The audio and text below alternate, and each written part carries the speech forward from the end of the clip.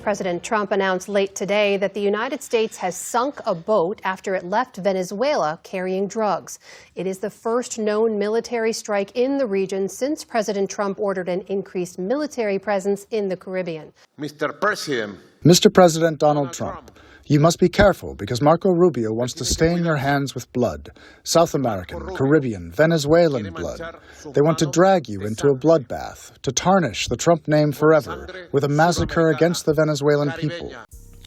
And we're back, y'all. Thank you for watching today. Go ahead and hit that like button, my people. You know that it helps us out a ton.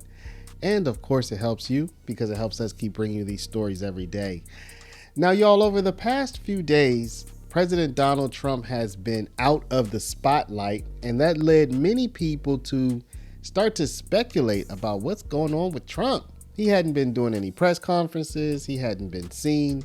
People were wondering about his health. People were wondering, some people even wondered if he may have checked out, if you know what I mean, if he had, gone to the big White House in the sky, so to speak. But no, today the president was back and in his usual form, and he dropped a bomb on us. Well, really, I guess we dropped a bomb on somebody else. Today, Donald Trump revealed that the United States had attacked a drug boat from Venezuela and killed 11 people. Now, y'all, this comes in light of a mounting of force off the coast of Venezuela. My understanding is that there is a mass of naval assets off the coast of Venezuela, and apparently this is extremely threatening to them, and they're even taking preparations for a potential war. So today we're going to take a look at the attack that we just conducted on this Venezuelan boat. We're going to take a look at a massive, huge bounty that we have placed on the head of the Venezuelan president Maduro, tens of millions of dollars. And we're going to take a look on how they say they're prepared, or preparing at least, for an American invasion. So y'all, I guess as we go through this video today, the question is, do you think that the United States is about to enter into a hot war with Venezuela? And if so, why? Interesting times, y'all. Let's go ahead and hop right into it. But before we do, y'all, make sure you take care of your money. I'm not going to make this a long one, y'all. Go to Paralegold, PARALEGOLD.com, or call 844-651-8334, 844-651-8334. If you have $50,000 to $100,000 or more in your retirement, protected from inflation, protected from monetary debasement, you're about to retire. Make sure your money's still there and it's still worth something by investing at least some of it in gold. Talk to our partners at Augusta Precious Metals. Go click the link now, get the free information, and protect your precious retirement. The U.S. is doubling its bounty for Venezuelan President Nicolás Maduro, now offering $50 million for information leading to his arrest. Attorney General Pam Bondi made the announcement, calling Maduro a major narco-trafficker and a threat to national security. She's accused him of working with drug cartels to smuggle dangerous substances and violence into the U.S. The original reward set during President Trump's first term was $15 million. Former President Joe Biden raised it to $25 million before leaving office. So, y'all, that was the very first sign that something big may be happening. The United States increased the bounty on Nicolás Maduro's head up to $50 million. And undoubtedly, he's feeling the pressure at this point. Then we started sending naval assets to the coast of Venezuela. All of that came to a head within the past, 24, 48 hours, when the United States warships actually attacked and killed people on a Venezuelan drug running boat, apparently. So now we're going to take a look at a report about that. It looks like 11 people were killed, and this is certainly ratcheting up the tensions and the pressure on the Venezuelan regime. Let's take a look. President Trump announced late today that the United States has sunk a boat after it left Venezuela carrying drugs. It is the first known military strike in the region since President Trump ordered an increased military presence in the Caribbean. Nick Schifrin's following all this, and he joins me now. So, Nick, tell us, what do we know about this strike? President Trump said that the U.S. Navy operated against that boat that you said that was operated by Tren de Aragua.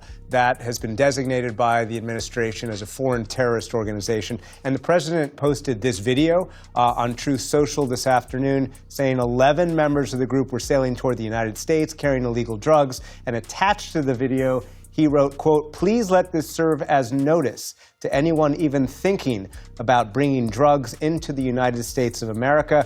Beware. Thank you for your attention to this matter." Multiple exclamation points. Now, as you said, President Trump this summer ordered a large Navy and Marine deployment to the area. You see some of the ships there. A Navy official says it includes destroyers, cruisers, as well as smaller ships capable of launching Marines onto shore. In total, it's thousands of service members, including submarines. The administration describes it as a drug mission and uses the language of war, as Secretary of State Marco Rubio did today. We destroyed a drug boat that left Venezuela, operated by a designated narco-terrorist organization, which is what these are.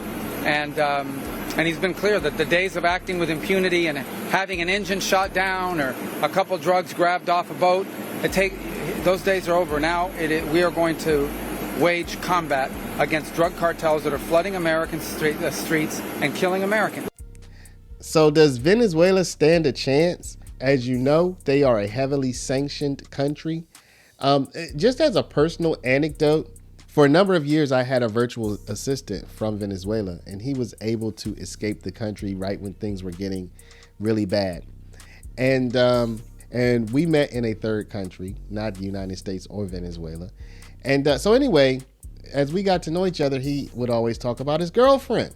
And I said, well, how come she didn't flee the country with you? And he said, well, she doesn't have a passport. And I said, well, why don't y'all get her a passport? And he said, because our country doesn't have any paper to print the passports. So his explanation at that time was that, yeah, she can get a passport. We have the money for it. But the country doesn't have the paper to print the passports on. So that's how bad things got at one point. He had told me at that time, I think the average salary in Venezuela was something like $30 a month or something like that. Not a day, not a week, per month. I was like, how do y'all live on that? So anyway, with that said, what kind of preparations can Venezuela really make? What kind of armaments could they really have?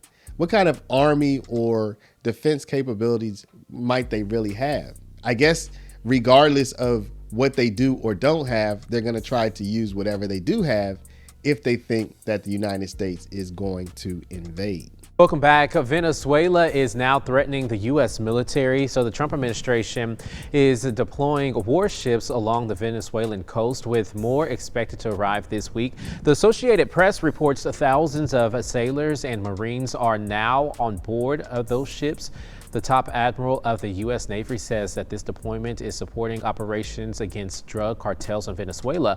However, the Trump administration is showing no signs of sending troops to Venezuelan soil. Nonetheless, state media in Venezuela says that it is spreading rumors about a threat of invasion and that the government is encouraging people to enlist. Now, they also sent a message to the United States over the weekend. Le digo yo a los imperialistas del norte, nosotros estamos preparándonos y vamos a luchar. Vamos a luchar. He said, quote, "I'm speaking to the imperialists of the north. We're getting ready and we will fight if you dare step foot in Venezuela. We're watching events around the world." Right now, the Venezuelan president denies any involvement in drug trafficking. So y'all, the Trump administration has decided to make a show of force to Venezuela for some reason. I think it's caught a lot of us off guard, not really sure what this is all about. Of course, we do want to stop drug trafficking. So I think everybody would be in agreement with that. But a huge military contingent off the coast of Venezuela seems like it may portend other types of activity. So what do y'all think? Is this all about the drugs? Do y'all think that the Trump administration is going for regime change in Venezuela? What do you think this is all about? Let me know down in the comments, y'all. But before you do, please stop, hit the share button, share this video out over email, text message, WhatsApp, Facebook, Snapchat, Instagram, all of your favorite social mediums. And of course, if you're not a subscriber, please do subscribe. For my people with a retirement, go to Paralegold, PARALEGOLD.com, or click that first link down below in the description. Learn how you can protect your retirement from the upsies, downsies, the roundsies, and the roundsies. And call our partners at Augusta Precious Metals at 844-651-8334.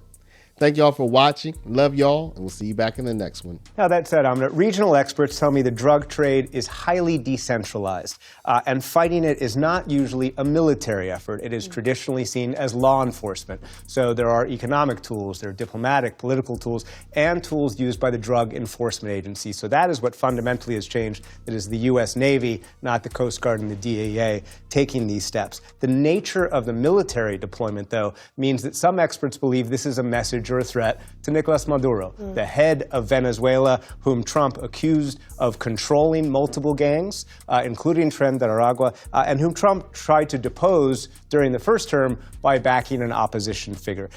Reporters asked Rubio that specific question today, whether the U.S. would operate against Maduro. He said, look, this is a counter-drug operation, but he wouldn't discuss any future operations. And has there been any response from the Maduro government in Venezuela? There has not been today to this strike, at least not in a couple hours, but just yesterday, Nicolas Maduro gave a rare press conference. He described the military deployment by the Trump administration as proof the administration was seeking regime change, and he tried to paint Rubio, not Trump, as the aggressor. Mr.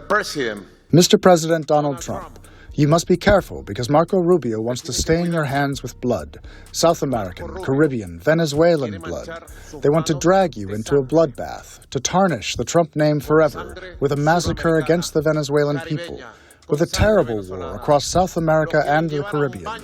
This would be a full-scale continental war. Maduro trying to paint this clearly, Amna, as an inevitable U.S. military effort against Venezuela, which the Trump administration says is not on the cards right now. Nick Schifrin, thank you as always. Thank you.